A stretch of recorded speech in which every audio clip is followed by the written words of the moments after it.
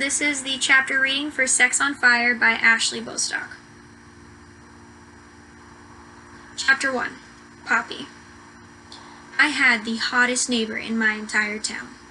If you don't believe me, all you had to do was watch the dozens of married neighbors who visited Turner's house on a daily basis. They came around the second they saw his big black jacked-up truck pull into the driveway. I was the only one who didn't trip over myself for him. Well, actually, I did trip over myself for him, but I had enough common sense not to make a fool of myself in front of him. That was probably the only reason we were friends. In his eyes, I wasn't like most of the women on our block, and probably the only reason he invited me to his backyard barbecue. Did I mention he didn't invite anyone else from the neighborhood? Just me. So there I was, spying out my window, waiting for him to pull up so I could catch a glimpse of his yummy goodness. I had the time of his arrival nailed down so well, it was practically stalkerish. In 30 seconds, Turner would be rolling up into the driveway. The anticipation had me clenching my thighs together. The mere sight of his truck made my heart go into overdrive. Turner pulled into his driveway and put it into park. His truck was too big to fit into his garage. Then, the moment I've been waiting for, Turner stepped out. His dirty brown boot dropped down to the footrail.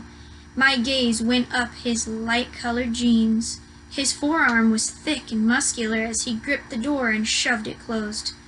My panties flooded with desire. His bright green Turner's Landscaping t-shirt hugged his body deliciously. I wiped my mouth for drool. His hair was the color of a vanilla mocha latte, and I bet his skin tasted as sweet as one. He glanced toward my house, and I stopped the urge to back away, knowing that even in daylight, he couldn't see me. I've checked. For occasions such as this. My phone pinged in my hand. Turner. I'm starved. I texted back. Me too?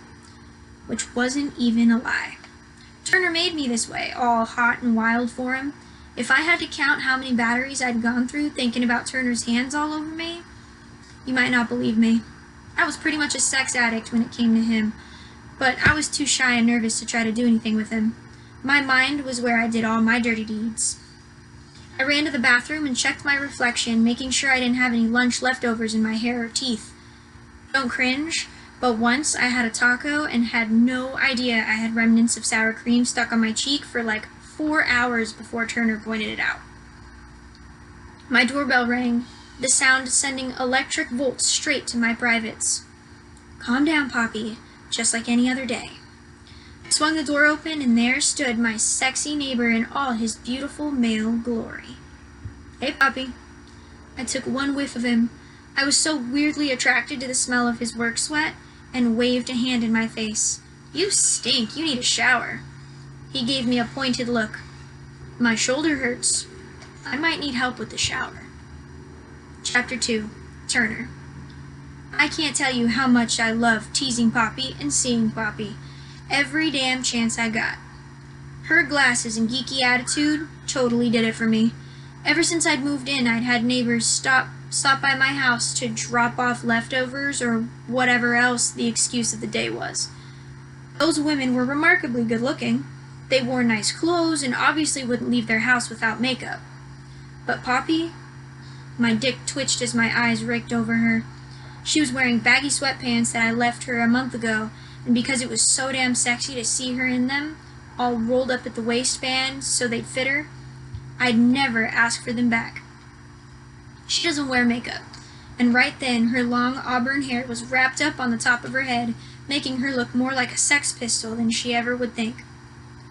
Actually, if I had even mentioned the word sex to her, she might have freaked. She was so shy. Another huge turn-on. Because it was always the meek and quiet ones who were wild as fuck. She blushed at my suggestion that she help me with the shower and pushed up her glasses with her index finger. How bad are you hurt? See what I mean? She acted so innocent. Bad. I tried to raise my shoulder in a lame attempt to show her how bad it was, and I winced. I'm not a jerk, so don't knock me for conjuring this plan. I'd been thinking for weeks about how to get in Poppy's panties, and this was the best scenario I could come up with. Fake that I was hurt to shower myself. Like magic, Poppy's hands went to my arms, my shoulders, and my back, feeling for problematic areas, I presumed. Her hands were every bit as tender as I knew that they would be, touching me in a different way than she normally did. "I'm not sure how I can help," she faced me. I looked slowly at her body, loving how she was so sweet and innocent on the outside, so unaware of how amazing she was, before I made my way to her face. Her lips were parted slightly, and I could see the slickness of her tongue. I met her gaze. She had that look in her eyes. Shoot me now. I swore she was looking at me as if she wanted to eat me up. "You're going to have to undress me. It's hard to move. I won't be able to get out of my shirt without your help." Her eyes widened. "You're okay showering here?" I shrugged. "I have before." "I think I still have some of your clothes." She looked down at her sweatpants. "Well, you can't have these back, but I think I have some of your shorts too from the other day." I was so close to this sneaky seduction that I could practically feel how wet she would be against my fingers. "Come into the bathroom. I'll see what I can do." I knew Poppy, and I knew she was nervous. Her face was beet red, and if I wasn't so damn into her, I probably would have felt bad for this. But after spending endless evenings watching movies and cooking meals together, and our nonstop texting, I couldn't think of anything else that would put us into the sex zone. Because I knew there were moments where I could feel the attraction between us simmering beneath the surface. In her bathroom, she pulled me to the toilet seat and made me sit. "Here, let me get your shirt." Her shaky hand slid up the sides of my stomach, and I sucked in a deep breath when her fingers skimmed my skin. She carefully pulled the shirt off and away from my arms. I met her gaze. This was what she needed to come out of her shell. I could feel the attraction sizzling in the air between us, and it almost took my breath away. She stepped back and stared at my torso, my abs, and my nipples, which were now hard from the air conditioning blowing into the bathroom. She pushed her glasses up on the bridge of her nose. "Let me get the water on." She turned toward the shower, and I reached for her, my attraction too much to control any longer. "Poppy?" I tugged her back around. Her hips were honey in my hands. "Yeah?" "Do you like what you see?" "What do you mean?" I couldn't help but smile. "You're so cute.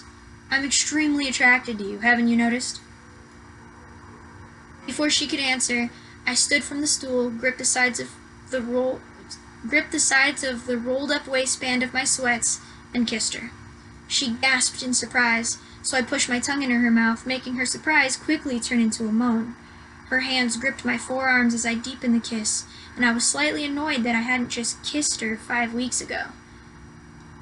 All too soon, she ended the kiss and pulled away. Her nostrils flared. "Did something fall on your head at work, too? Maybe your back and your head?" "What? No, why?" "Because you kissed me. Why would you do that, Turner?" "Poppy, because you are gorgeous and I fucking like you." Chapter 3. Poppy.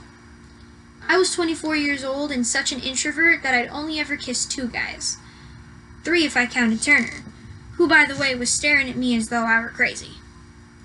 And before you ask, yes, I had sex before, with guy number 2.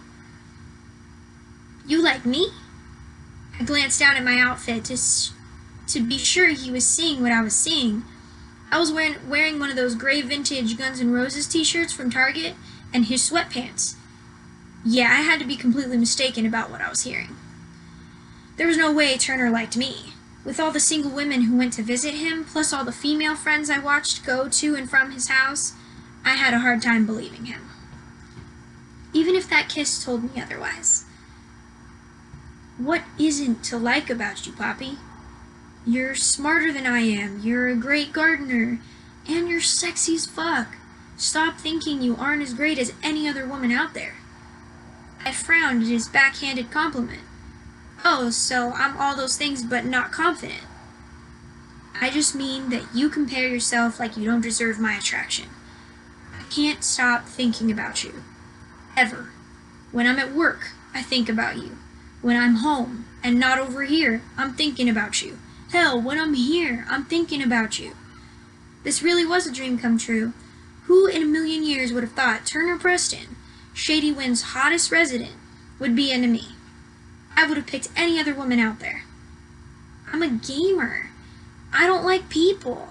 I sleep with my socks on. He laughed a bit. Stop trying to talk me out of being into you. Do you even have a little bit of attraction to me? You're like the only woman on the block whose attention I can't seem to get. I grinned. You're half naked in my bathroom. So, yeah, you have my full attention. Not what I meant in this instance, but good to know. His hands went to his belt and he unbuckled it. I meant capturing your attention all the time. What are you doing?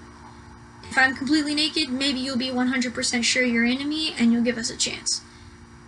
I probably should have thought this was weird, but it wasn't.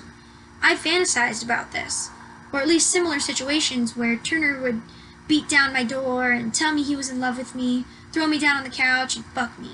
Or my favorite, we'd be playing one of my video games I designed, and he would tell me how the female lead, which is an avatar of me, is sexy and she looks like me, and we'd throw our controllers down and make wild sex.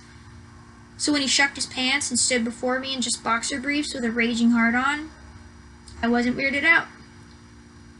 I couldn't quite keep the smile off my face, or my hands to myself. I slid my palms down his chest and over his abdomen. This was still entirely surreal for me. But when Turner's fingers curled around my butt cheeks, I realized he really was into me, or it was a cruel joke he was playing. I'm gonna turn your clit into a sprinkler, Poppy. You're gonna come undone in my hands, Turner warned. He lifted me so my legs were around his waist and carried me to my room. His eyes never left mine. I wasn't great at a lot of things. In fact, I was kind of cringing at the idea of how I was going to please Turner with my limited experience, but I could read his eyes. His eyes told me that he wanted me and he didn't care about the neighborhood harem or how inexperienced I was. Do you have a condom? I don't have one, I said as he tossed me on the bed. Yeah, I've got one. He snatched a book off my dresser, obviously one I had never opened, and a condom fell out. I put this in here a few weeks ago. I laughed. Weeks ago? What took you so long? It never seemed to be the right moment. Then one day on my way home from work, I decided that the moment would never be right if I didn't make a move. Turner crawled onto the bed and kneeled above me. In that moment, a dream was born. Why couldn't I design interactive games that told some kind of romance story? Like all the video games I played, only this one would be on an app, and I could do all the designing and figure out how to get stories uploaded to it. Uh-oh, I'm losing you. Turner laughed and pressed his body into mine. His mouth covered my lips, and I was taken away by how good he made me feel. So good that when I was completely naked and his mouth touched my clit, I no longer worried about if he was attracted to me or whether or not I was good enough in bed to give him what he expected. It happened much faster than I ever thought possible. I trembled beneath his touch as fireworks shot through my core. I moaned his name as sensation after sensation took hold of me. You're beautiful. I opened my eyes. Turner was completely naked, kneeling over me again. He held the condom out to me. You put it on me. What? I don't know how. We're going to be doing this a lot more, so you might as well get used to it. His grin was infectious. Here. I took the condom and tried to unwrap it. I was clumsy and finally had to bite it to get it open. That is fucking hot. I took stock of myself, condom wrapper still half in my mouth, naked and lying in post-orgasmic bliss before him. He thought this was sexy? I blinked. Okay, roll with it. I studied the situation and put the condom on him. Turner nodded, looking deadly serious. I got this, I said. He gripped my wrist that had the condom in it. You've totally got this. You've always had this. You just never knew you had it. My heart buzzed wildly. For the second time in my life, I wrapped my hands around a guy's cock. This time, it wasn't awkward. He was hot and smooth, tender and firm all at the same time. Turner sucked in a breath when I slid my hand down to the base and back up. I met his gaze. I was in a whole new world, and to be honest, I liked it. I slid the condom down over him, glancing at him to make sure it was okay. He gave me a quick nod, then his mouth was all over my lips. His tongue trailed along my jaw to my ear and back. He went slow, moving inside me. "Are you okay?" he whispered. "I want it to be great for you." I dug my hands into his back as he increased the tempo. "Oh, yeah. Oh, my gosh. Yes, Turner, you're making me—" I convulsed around him, unable to finish my sentence. I bit into the skin at his shoulder as wave after wave of ecstasy crashed into me. It seemed to last forever as he mumbled sweet nothings into my ear. Turner groaned into my neck as he slowed and came to a stop. His cock pulsed inside me. "I want more of that," I blurted before thinking. Turner lifted his head. A light sheen of sweat dampened his face. "Me too, Poppy. Me freaking too." Thank you.